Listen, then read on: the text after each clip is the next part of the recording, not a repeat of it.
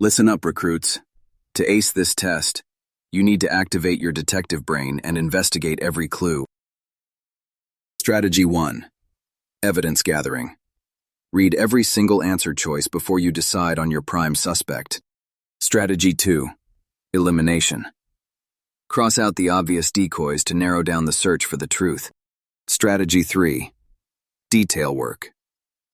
Underline keywords in the question to find exactly what the case is about. Let's look at this case. What is 12 times 4? A. 40. B. 48. C. 50. D.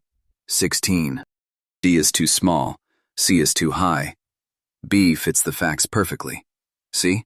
The evidence points to the right answer. Never leave the scene too early. Check your work to ensure no clues or careless errors were missed. Don't rush the investigation. Taking your time prevents mistakes that happen in a panic. Stuck on a tough one? Skip it, mark it, and come back once you have gathered more intel on the easier questions. Quick quiz.